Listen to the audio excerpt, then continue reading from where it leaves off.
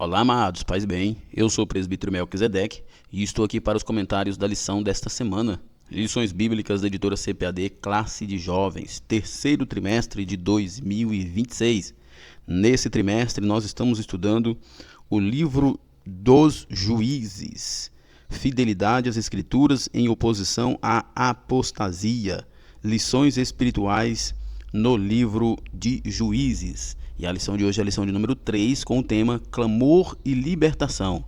A liderança de Otiniel, o primeiro juiz da era dos juízes, naquele período que, infelizmente, foi um dos períodos mais obscuros da nação de Israel.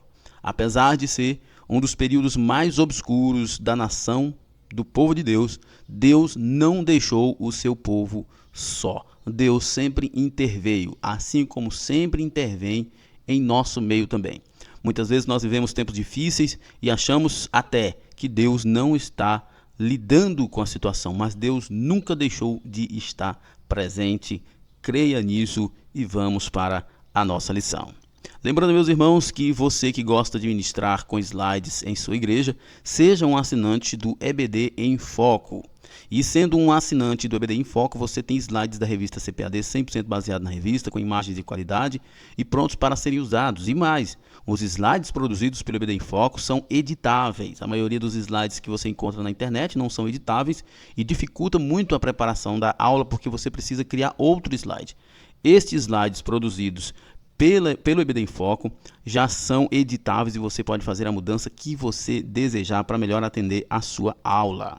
O conteúdo da assinatura contém slides das lições de adultos, slides das lições de jovens, mais bônus, slides de escatologia, slides de discipulado, sermões em PDF, curso básico de teologia e cursos diversos, incluindo cursos de capacitação para o professor da EBD, que é muito importante para você, professor.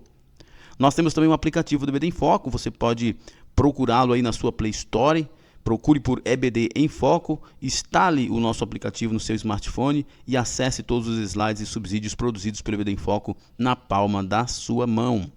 Para mais informações, acesse o site www.ebdemfoco.com ou entre em contato com a nossa equipe pelo WhatsApp 94 é o DDD 984092869. Vamos então para o nosso comentário. O texto principal da lição se encontra em Juízes capítulo 3, verso 9, que diz: E os filhos de Israel clamaram ao Senhor, e o Senhor levantou aos filhos de Israel um libertador, e os libertou. Otiniel, filho de Kenaz, irmão de Calebe, mais novo do que ele. Nós temos aqui um texto que mostra o chamado de Otiniel. E um ponto importante é que o povo clamou a Deus por causa da situação caótica em que estavam vivendo. E Deus, então, levanta Otiniel. E Otiniel era filho de Kenaz. O texto é um pouco ambíguo, mas a maioria dos estudiosos vão dizer que Kenaz era o irmão mais novo de Calebe e, por isso, Otiniel era sobrinho de Calebe. Resumo da lição: a liderança servidora e abnegada é uma marca da vida cristã. Na verdade, é exatamente isso que Jesus ensina quando os discípulos discutem sobre quem era o maior no reino. Jesus diz que o maior é aquele que serve. Quando Jesus apresenta e pratica ali a cerimônia do lava-pés como um memorial, como um ensino para os discípulos, ele ensina justamente isso. Aquele que quiser ser grande no seu reino é aquele que serve. A verdadeira liderança grandiosa é uma liderança servidora e abnegada. Essa é a marca da verdadeira liderança cristã. O texto bíblico da nossa lição se encontra em Juízes capítulo 3, do verso 5 até o verso 11. Eu não vou me deter no texto por uma questão de tempo, mas você com certeza vai estudar o texto. Não só esse texto, mas é muito importante que você faça logo uma leitura corrida de todo o livro de Juízes, juntamente com o livro de Josué, que vai lhe dar a luz para entender todas as lições desta revista. Nossa introdução. Na aula de hoje estudaremos sobre Otiniel, o primeiro juiz de Israel levantado por Deus para livrar o povo hebreu. Após 8 anos de opressão sob o domínio dos mesopotâmicos, o Senhor respondeu ao clamor de Israel e suscitou um libertador. Aqui nós temos, na nossa introdução, duas informações muito importantes. Primeiro, Otiniel foi o primeiro juiz daquela época, daquele momento obscuro do povo de Israel. E ele levantou, Deus o levantou para libertar o povo hebreu do domínio dos mesopotâmicos. Segundo, respondendo ao clamor do povo de Deus. O povo percebeu sua miséria e por isso clamou ao Senhor. E nós precisamos aprender com esse povo que muitas, mas muitas vezes é um problema sério, é um problema grave a sua conduta, a sua desobediência, mas esse povo nos dá um exemplo importante. Sempre que eles estão em situação difícil, eles buscam a Deus. O certo é buscar a Deus em todos os momentos, mas nós sabemos que tem muita gente que não busca a Deus nem nos momentos difíceis. Se pelo menos buscássemos a Deus nos momentos de dificuldades, nós teríamos mais de Deus. A trajetória de Otiniel nos proporciona valiosas lições para a vida cristã, abordando temas como a provação como instrumento de crescimento espiritual, o poder do arrependimento e da oração, os perigos do jugo desigual, os princípios para um casamento segundo a vontade de Deus e a verdadeira liderança fundamentada na obediência e na capacitação do Espírito Santo. Que este estudo nos inspire a confiar no agir de Deus, mesmo nos momentos difíceis. Nesta lição, nós aprenderemos com a história de Otiniel sobre temas como provação como instrumento de crescimento espiritual, a provação de Deus, permitida por Deus ou até enviada por Deus, é um instrumento de crescimento espiritual, é a pedagogia de Deus. O poder do arrependimento e da oração sincera, como eu falei agora há pouco, como é poderoso o arrependimento e a oração sincera. O perigo ou os perigos do jugo desigual, princípios para um casamento segundo a vontade de Deus, verdadeira liderança, fundamentada na obediência e na capacitação do Espírito Santo. São temas sensacionais, muito importantes para o nosso estudo de hoje. Primeiro tópico, o povo de Israel sob opressão mesopotâmica, a provação de Deus. Na continuidade do registro das consequências da infidelidade de Israel, o texto bíblico de Juízes 3, do verso 1 ao verso 5, destaca que Deus permitiu que ficassem na terra alguns de seus inimigos. Eles permaneceram ali para que a nação israelita fosse provada. Era uma forma do Senhor treinar a nova geração na arte da guerra. Mas isso foi um problema para o povo de Israel. Entretanto, nós temos aqui Deus com os seus caminhos. Deus permite que o povo fique para que Israel pudesse enfrentar esse povo. Aqui é uma questão importante de que este povo que fica é um povo que ainda habita a terra, não é um povo que já fez aliança com Israel. Por isso esse povo está na terra, mas Israel tem a responsabilidade de expulsar esse povo. Deus permite que o povo fique por um tempo, mas não tira de Israel a responsabilidade de expulsar esse povo. Por quê? Porque o povo precisa ter, nesse momento, esses desafios para que eles possam demonstrar força e poder para que os povos que estão à sua volta possam temê-los.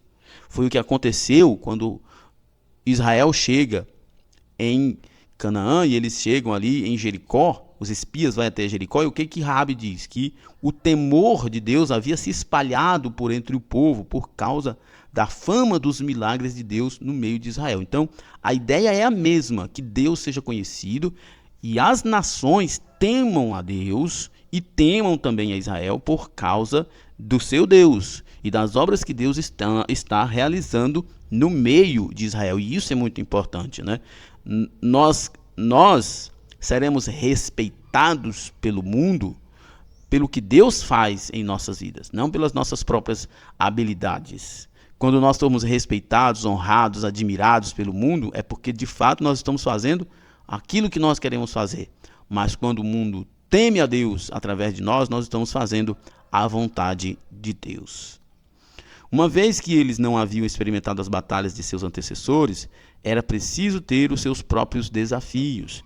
Deus não quer um povo fraco, que não saiba manejar uma arma da peleja. Efésios 6:11 nos traz um exemplo muito importante, né? Revesti-vos de toda a armadura de Deus para poderes ficar firmes contra as ciladas do diabo.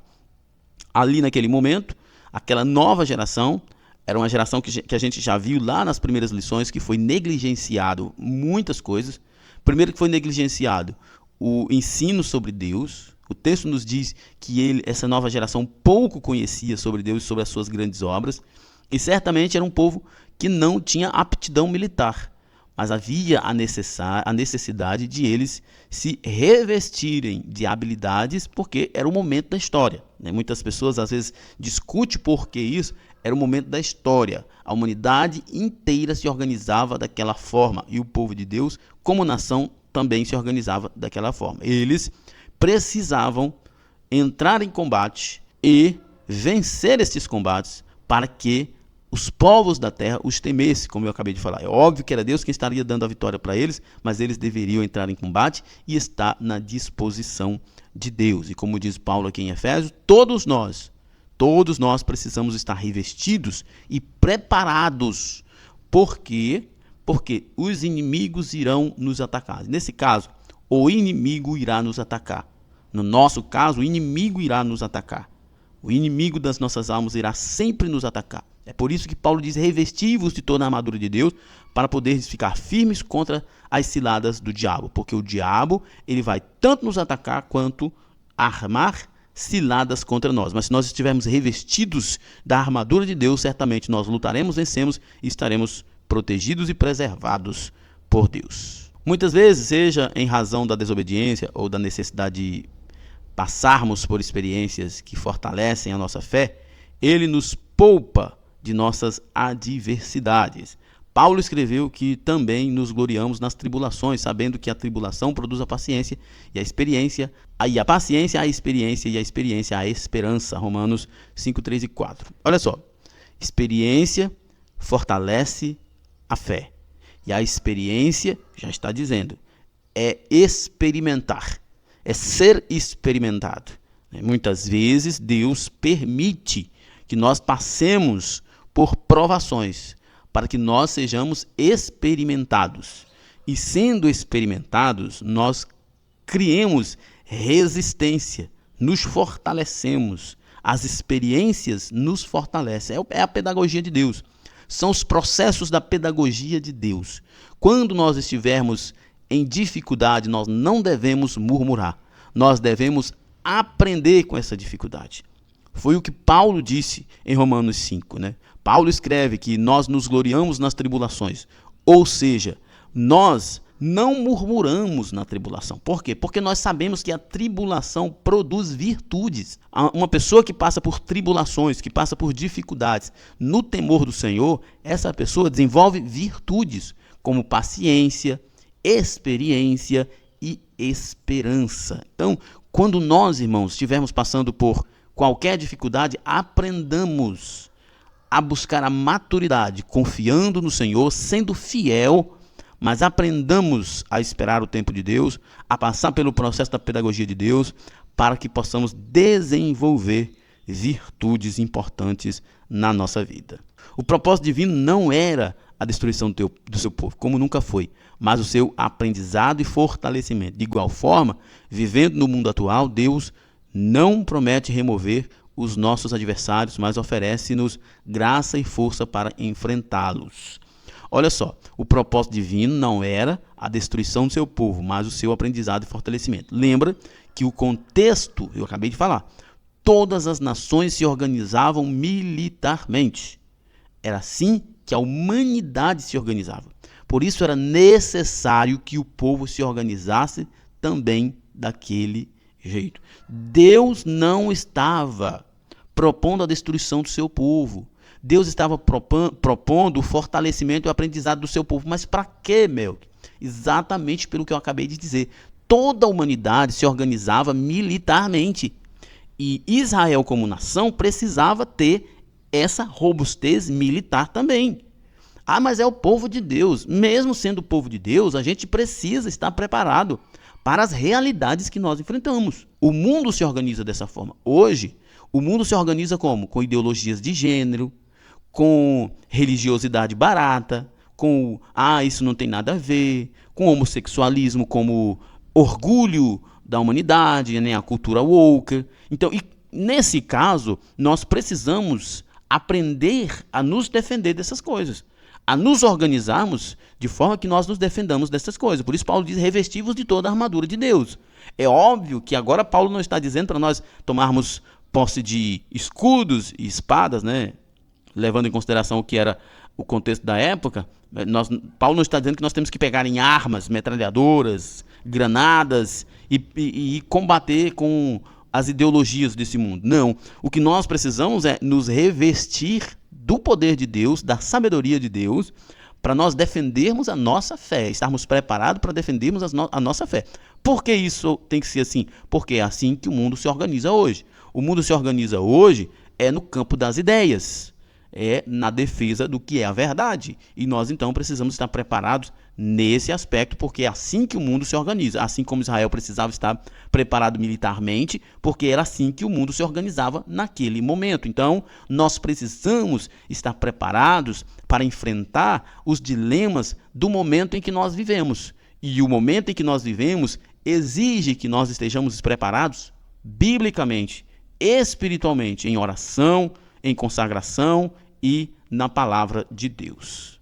A desaprovação de Israel. Infelizmente, o povo não foi aprovado no teste. Em vez de enfrentar e derrotar os seus adversários cananeus, heteus, amorreus, ferezeus, heveus e jebuseus, eles se casaram com suas filhas e adotaram seus costumes pagãos. O problema, que era para o povo estar pronto para enfrentar seus inimigos, e eles não se importaram em se preparar, quando houve o encontro, eles, ao invés de expulsá-los, eles se aliaram a eles. Eles se aliaram aos inimigos de Deus. Fizeram das alianças mais profundas que o ser humano faz na face da terra. Casar-se. Casaram com as filhas dos habitantes da terra e deram suas filhas para casarem com os filhos dos habitantes da terra. Isso gerou uma amálgama entre os povos. Eles se uniram e o problema foi grande. Ao invés de Israel ser a luz, na verdade, eles se tornaram como os pagãos, praticando seus costumes, desobedecendo a Deus, adorando deuses pagãos e afrontando o Deus de Isaque e Jacó e Abraão. Deliberadamente eles desobedeceram ao mandamento do Senhor de não construírem matrimônio com os habitantes de Canaã. Deuteronômio 7,3 já falava sobre isso. Quando Moisés está ali despedindo o povo, ele já avisa o povo. Ou vocês encontrarão um povo pagão, e vocês não farão aliança com esse povo, nem contrairás matrimônio com os filhos dessas nações, não darás tuas filhas aos seus filhos, nem tomarás suas filhas para teus filhos.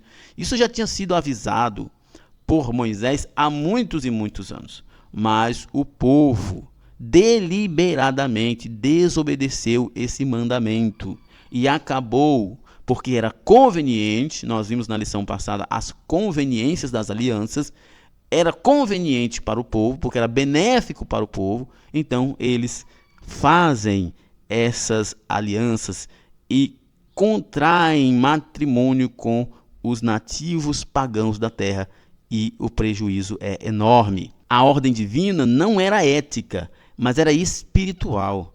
Casar-se com mulheres dos povos cananeus significava abrir a porta para a idolatria e o abandono do Senhor, como de fato ocorreu. Alguém pode dizer que é xenofobia, nem é preconceito, mas nunca foi xenofobia, nunca foi preconceito. Era uma questão espiritual. E isso é muito importante para a gente falar. Porque, meu amigo, nós não mudamos ninguém. No máximo, a gente se melhora. E se não formos fortes, a cultura do outro toma conta da nossa cultura. Foi o que aconteceu com o povo de Israel. Era um povo espiritualmente fraco. Eles contraem matrimônios com os nativos da terra, ou os habitantes da terra. E eles, ao invés de sobreporem a sua cultura com a cultura israelita de adoração a um só Deus, eles, na verdade, se tornaram como eles. A mistura levou à perda da identidade e dos valores judaicos. No Novo Testamento, esse princípio ainda permanece, com a advertência de que o salvo em Cristo não pode se prender a um jugo desigual com o incrédulo. 2 Coríntios 6,14, Paulo diz: não vos ponhais em jugo desigual com os incrédulos, porquanto que sociedade pode haver entre a justiça e a iniquidade? Ou que comunhão da luz com as trevas? Essa questão, e o professor deve explorar com seus alunos, da questão do jugo desigual. Muita gente diz: mas esse jugo desigual aí é aliança, é coisa errada. Na verdade, a ideia do jugo desigual de Paulo aqui, ela é genérica. Ela se aplica a qualquer situação. Até mesmo numa pessoa se casar com alguém de contextos sociais diferentes, que pode ser um problema. Um rico não pode casar com um pobre? Pode. Mas precisa entender que haverá uma dissonância muito grande entre essas duas pessoas, e elas precisam estar prontas para enfrentar essas dificuldades. Pessoas intelectuais, né, questões intelectuais. Está dizendo que não pode. Não estou dizendo que não pode. Eu estou dizendo que a pessoa precisa entender que há uma dissonância grande entre um intelectual ou uma intelectual casando com alguém analfabeto ou semi-analfabeto. Entre um rico casando com o pobre casando com o rico. Há uma dissonância. E não é que nesse caso seja biblicamente errado. E aqui é um conselho meu, apenas como alguém que estuda e conhece a realidade da igreja há muito tempo. Meu conselho é que isso pode pesar e você vai estar disposto a passar por esse processo. Essa é a questão. Porque não pensa que com essa diferença vai ser um relacionamento tranquilo, que não vai. Não vai. Eu conheço histórias de pessoas que o casamento acabou por questões de perspectiva. Casaram no afã, da emoção, da juventude, mas eram duas pessoas de realidades diferentes. E ninguém abriu mão da sua realidade e o casamento acabou. Então, assim, o conselho que eu deixo aqui é que os jovens pensem bem antes de contraírem um matrimônio. Por quê? Porque isso pode trazer um problema grande. Por exemplo, na questão religiosa. Imagina um assembleiano casando com um adventista. Vai ser um BO, irmão. Vai ser um problema. O assembleiano come carne de porco e não guarda o sábado. O adventista não come carne de porco e guarda o sábado. O assembleiano se arruma para ir celebrar no domingo, mas o adventista se arruma para celebrar no sábado. Imagine que os dois têm empresa ou trabalham em alguma empresa e um precisa folgar no sábado e precisa organizar. Mas por amor, moço, isso não é uma realidade fácil. O jugo desigual que Paulo apresenta aqui em 2 Coríntios 6 é de forma genérica. Pode ser aplicado a qualquer situação, até mesmo em questões de perspectiva. Eu conheço pessoalmente os resultados de um casal que o homem era apaixonado pelo ministério e a esposa não era, e eles acabaram se divorciando. Isso é um problema sério. Lembra do que diz o profeta? Andarão dois juntos se não tiverem de acordo? Então, por isso que a questão do jugo desigual é um problema. E nós precisamos falar isso para os nossos jovens. Então, os professores, trabalhem isso com os seus jovens. Porque isso é um problema. E um problema que muitas vezes, especialmente no casamento, é um problema irreversível. Mas meu amigo, a separação é um negócio infernal. Ninguém deve passar por uma separação, por um divórcio. Pense bem antes, porque é um problema que não tem uma solução definitiva. É um problema que você vai levar para o resto da vida. E muita gente vive uma vida sofrida por causa de divórcio.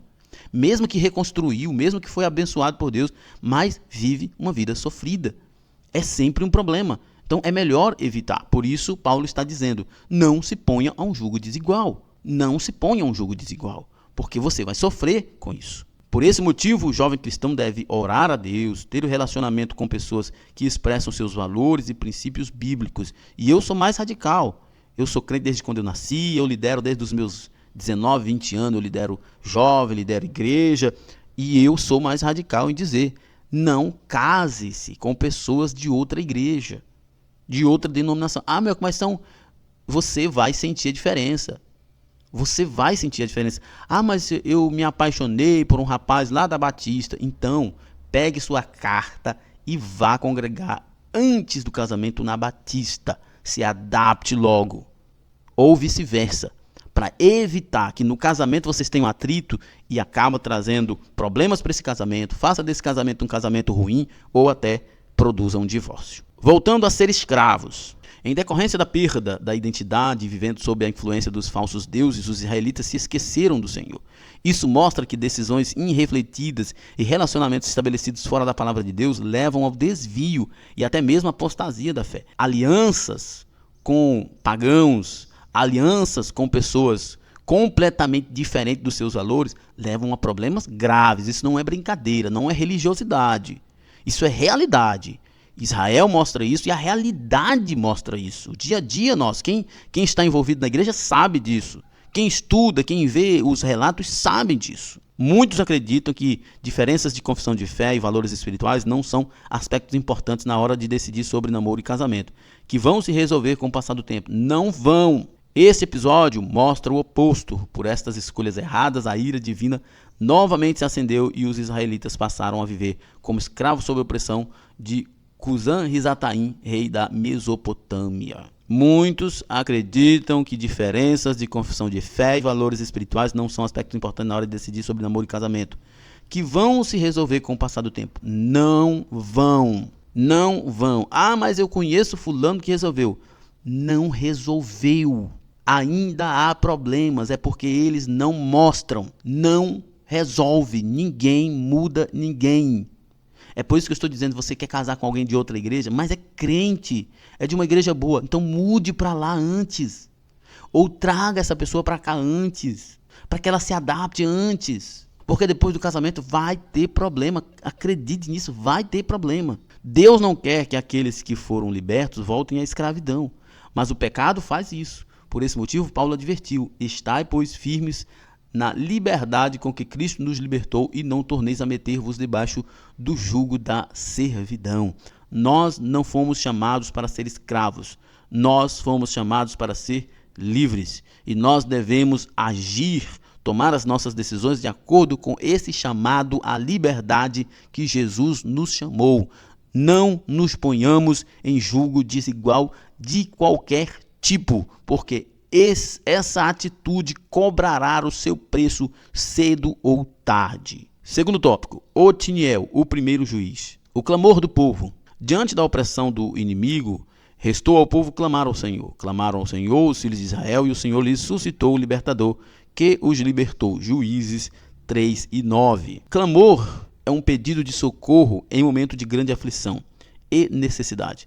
Quando tudo parece perdido, alçar a voz pedindo ajuda divina é a melhor saída. Invoca-me e te responderei. Anunciar-te-ei coisas grandes e ocultas que não sabes. O apóstolo Paulo diz que nós devemos fazer conhecidas a Deus todas as nossas petições. Não é que Deus não saiba, mas o nosso coração precisa confessá-las a Deus. E aqui nós temos um exemplo. O povo está angustiado e escravizado, mas eles lembram de Deus. Foi o que nós dissemos lá no início da introdução, o poder do arrependimento e da oração sincera. Nós muitas vezes estamos em situações caóticas, escravizados por pecados, por vícios. Nós estamos em problemas sérios nas nossas vidas e nós estamos cheios de orgulhos. Sabemos que a solução é humilhar e clamar ao Senhor, se arrepender dos seus pecados e recomeçar. Não tem outro remédio, irmãos. Olha só, o tempo não apagará um pecado. O pecado não prescreve. O sangue de Jesus é quem nos purifica de todo pecado. Se você está vivendo um momento difícil na sua vida, lembre-se, humildade, submissão a Deus, arrependimento, verdadeira oração diante do Senhor, verdadeira confissão e abandono desse pecado. Porque, como diz o pregador, arrependimento não é quando choramos, arrependimento é quando abandonamos. O fato de confessarmos e chorarmos o nosso pecado não exime a responsabilidade de o abandonarmos. Se tem algo que podemos aprender com Israel nesse momento, é a sua disposição em recorrer ao Senhor, expressando contrição. O coração de Deus é tocado quando há arrependimento. E somente por meio de arrependimento há restauração e avivamento. Muitas vezes nós oramos, buscamos a Deus, recorrentemente não vivemos um avivamento. Por quê? Porque apesar da oração não há arrependimento. É preciso haver primeiro arrependimento para então vir a súplica. Quando nós nos arrependemos e clamamos ao Senhor, vem a restauração e o avivamento. Por isso, ouvindo o gemido do povo, Deus levantou um libertador chamado Otiniel, ou Otoniel, o primeiro juiz. Quando o povo precisa de libertação, quem provê o libertador é Deus. Isso é uma sombra da graça que se revelará plenamente em Cristo, o Salvador do mundo. Do meio do seu povo, Deus levanta líderes para cumprir o seu propósito e realizar missões específicas. Do meio do seu povo, Deus suscita o Salvador. Do meio do seu povo, Deus levantou aquele que seria o libertador definitivo do seu povo. O momento de trevas do período dos juízes, por mais tenebroso que seja, havia uma luz resplandecendo. E Deus, além de libertando e salvando seu povo, estava anunciando a vinda do Messias. Moisés e Josué estavam mortos, mas Deus continuaria a conduzir e a livrar a nação escolhida. Também aprendemos que sempre há um remanescente fiel. Israel tinha pecado, mas Deus encontrou alguém que poderia usar. Isso é uma coisa que nos alegra o coração, nós que pastoreamos igreja, né? Porque vivemos tempos difíceis, irmãos. Tempos difíceis. Se vocês que estão ouvindo esta aula estão vivendo de bonança nas igrejas de vocês, escreva aí nos comentários como vocês conseguiram isso. Nos ajude, porque o meu tempo aqui na minha cidade não é fácil. É um tempo difícil. Mobilizar os irmãos para oração, mobilizar os irmãos para jejuns e mobilizar os irmãos até mesmo para determinadas celebrações, como escola bíblica e celebração de ensino, culto de ensino, é um negócio difícil. Domingo à noite, como virou já rotina social, o povo está na igreja, a igreja lota domingo à noite. Mas nos momentos de verdadeira contrição de coração, de verdadeiro aprendizado, como escola bíblica, oração e culto de ensino, culto de oração, o povo não está.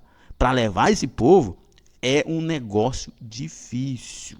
Então nós temos que aprender nesse aspecto a descansar, porque apesar de toda esta dificuldade, Deus tem seu remanescente. O mundo parece se perder, mas sempre tem o seu remanescente. A liderança de Otiniel. Otiniel era filho de Kenaz, o irmão de Caleb. Portanto, ele tinha em sua família alguém em quem se inspirar e seguir seu exemplo, né? O grande Caleb, o grande espia e grande guerreiro.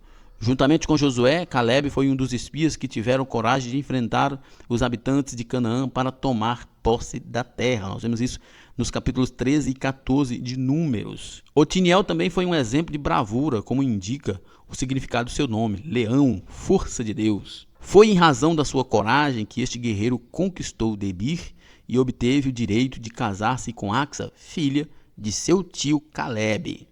Juízes 1, 12 a 13 diz: Então Caleb diz: Darei a minha filha Axa por mulher ao homem que atacar e conquistar Quiriat-Sefer. Otiniel, filho de Kenaz, irmão mais novo de Caleb, a conquistou.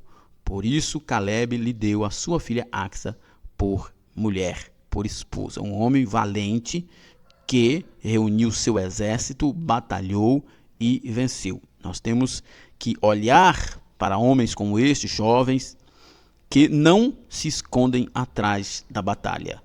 Jovens, vocês precisam ser fortes, precisam ser dispostos.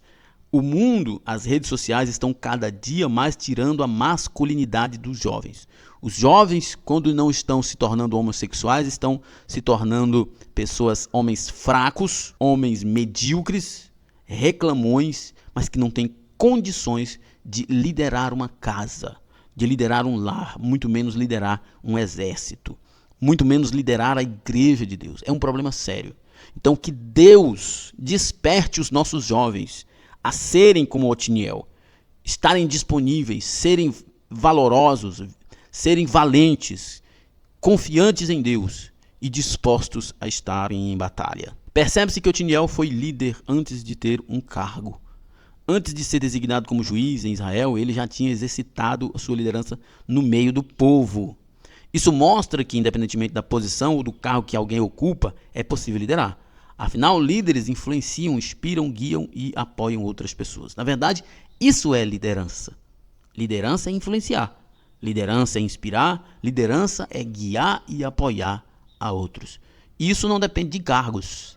Não depende de cargos. Aqui nós estamos falando para uma classe de jovem. Talvez você que é professor também seja líder de jovem.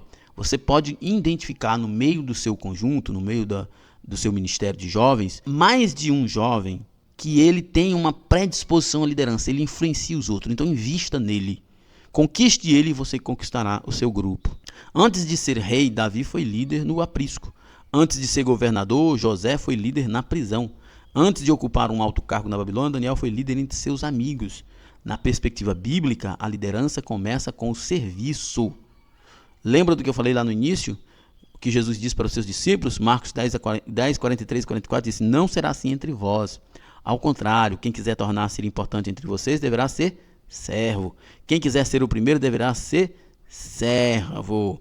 A grandeza no reino de Cristo está em servir.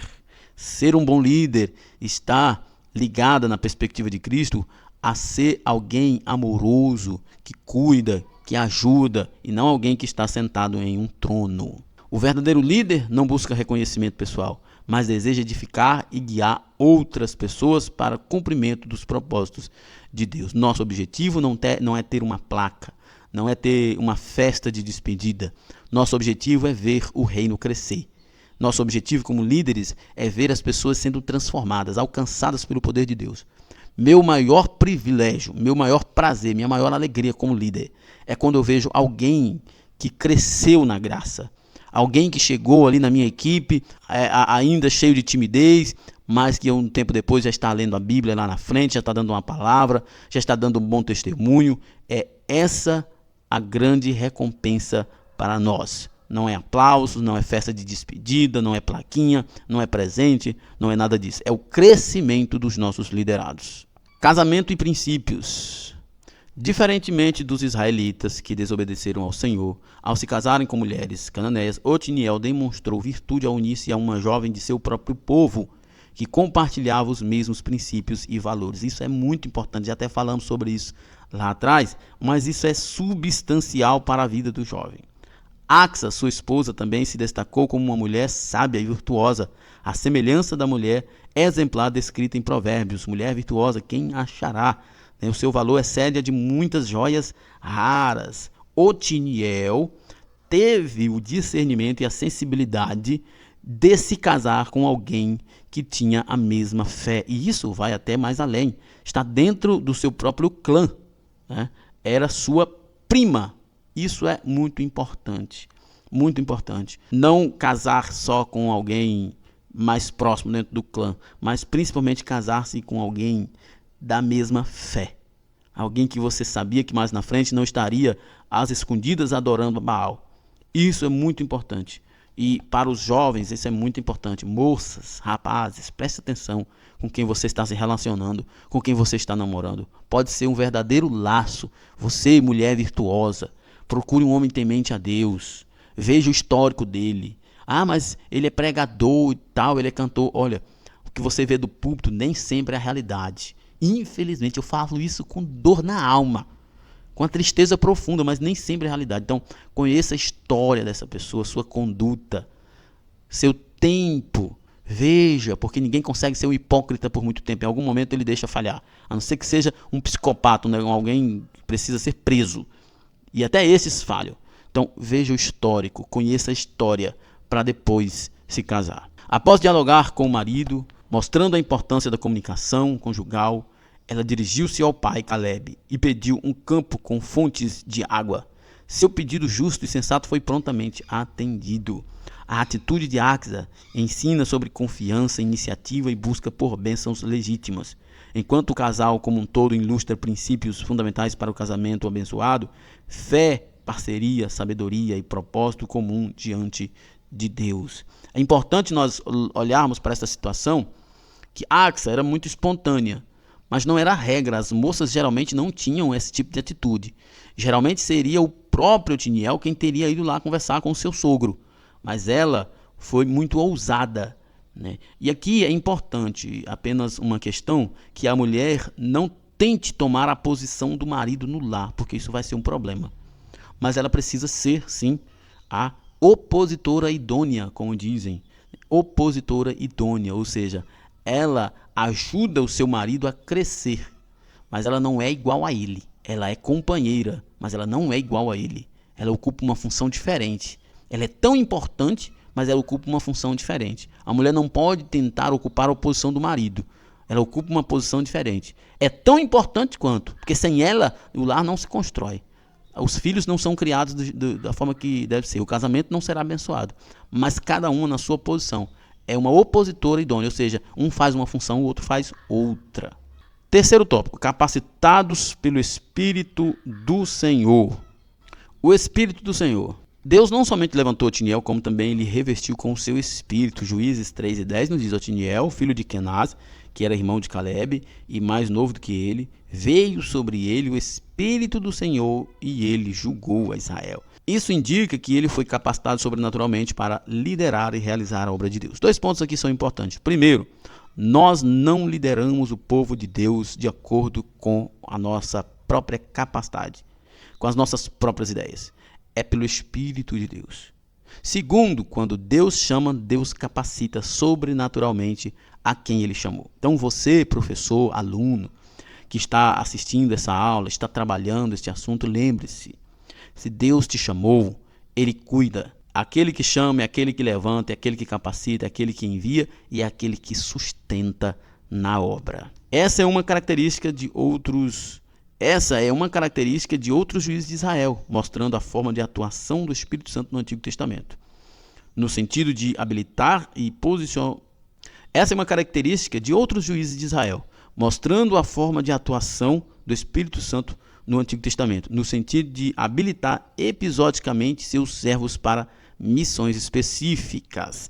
É nesse aspecto que os juízes foram líderes carismáticos, isto é, capacitados e dirigidos pelo poder de Deus para cumprir os seus desígnios. Eles eram cheios do Espírito Santo. Que nessa época o Espírito Santo ainda não havia sido derramado, cumprindo a profecia de Joel, que há de ser que nos últimos dias derramarei do meu Espírito sobre toda a carne. Mas aqui o Espírito Santo se apoderava de pessoas específicas e capacitava elas para obras específicas. Os juízes para libertar e liderar o povo de Israel. Mas tinha outras funções também que Deus usava através do seu Espírito, pessoas para realizar grandes obras. Esta capacitação resultava de uma experiência direta com o Espírito de Deus, que concedia unção e força sobrenatural para agir. Nós vemos o caso de Otiniel, o caso de Débora, o caso de Sansão, o caso de Gideão e tantos outros que foram usados por Deus em momentos específicos para fazerem obras específicas. Nós temos ministérios, como o Novo Testamento nos mostra, que Deus deu à sua igreja, mas nesta época nós tínhamos Deus capacitando pessoas para momentos específicos, em momentos específicos da história. A capacitação do Espírito hoje. A ação do Espírito na vida dos juízes prenunciava o grande trabalho do Espírito na vida do Messias e nos últimos dias. Isaías 61:2 diz: o Espírito do Senhor, Deus está sobre mim, porque o Senhor me ungiu para pregar boas novas aos quebrantados Enviou-me a curar os quebrantados de coração, a proclamar a libertação aos cativos e a pôr em liberdade os algemados. A capacitação dos juízes era um prenúncio, era Deus mostrando que muito em breve ele estaria operando no próprio Filho para fazer grande obra. Além de estar operando no próprio Filho, posteriormente cumprir-se-ia o que foi dito ao profeta Joel: e há de ser que derramarei do meu espírito sobre toda a carne. Na época dos juízes, eram pessoas específicas para obras específicas, mas as obras eram realizadas pelo poder do Espírito Santo, assim como o Espírito Santo capacitou o Filho, o Cristo Jesus, no seu ministério. Capacitou também os juízes. Mas chegaria também um tempo em que o seu Espírito Santo não seria algo esporádico e pontual, mas seria derramado sobre toda a casa, toda a carne, mas seria derramado sobre toda a carne, como aconteceu no Pentecoste. Que maravilha! Nós somos cheios do Espírito Santo. Na atual era da igreja, o Espírito de Deus habita permanentemente toda a carne regenerada. Acaso não sabem que o corpo de vocês é templo do Espírito Santo, que está em vocês, o qual receberam de Deus? Vocês não são de vocês mesmo. Hoje, nós não somos habitados pelo Espírito Santo para realizar uma obra específica. Hoje, nós somos habitados pelo Espírito Santo porque nós somos templos do Espírito Santo. Porque Deus, através de Cristo, tabernaculou em nós. Fez-nos seu templo, fez-nos o lugar de adorar a Deus. Nós adoramos a Deus a partir da nossa própria consciência, do nosso próprio coração. Não nos limitamos a espaços. Nosso coração. Podemos levantar as mãos e a voz a qualquer momento e adorar a Deus. Mas também, a partir do Pentecostes, em Atos 2, o Espírito foi derramado sobre os discípulos de Jesus para testemunhar com poder e ousadia, que é outro ponto. O batismo no Espírito Santo é uma experiência posterior e distinta da regeneração, por meio da qual o crente é revestido do poder para pregar a palavra de Deus. Na época dos juízes, esporadicamente o Espírito descia e capacitava eles para as grandes obras. Na época da igreja, o Espírito Santo é derramado. E o Espírito Santo não é esporadicamente. Nós nos tornamos templo do Espírito Santo. Mas não apenas templo do Espírito Santo. Nós somos capacitados pelo Espírito Santo para fazer a obra do Senhor. Ide por todo mundo e pregar o evangelho a toda criatura. Na atual dispensação, o Senhor também concede dons ministeriais e espirituais para a edificação da igreja, inclusive para o exercício da liderança. Efésios 4:11 diz: ele mesmo concedeu uns para apóstolos, outros para profetas, outros para evangelistas e outros para pastores e mestres. O Espírito Santo não está alheio à sua obra.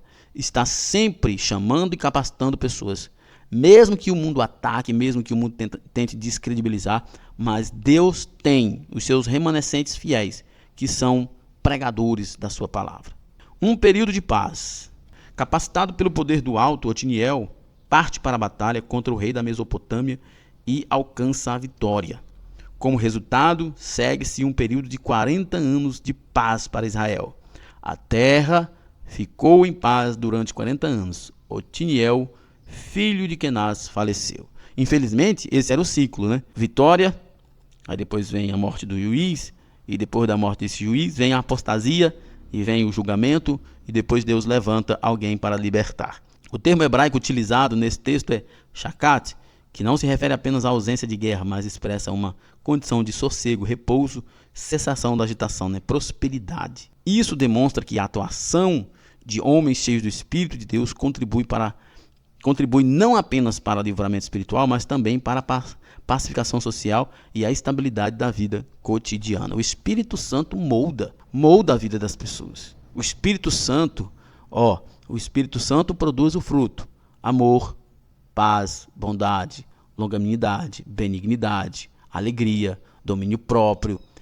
Imagine uma pessoa com todas estas qualidades governando. É algo sensacional. Então, pessoas cheias do Espírito Santo, elas contribuem não apenas para a pregação do evangelho, para o crescimento do reino, mas para a própria estabilização social da vida cotidiana.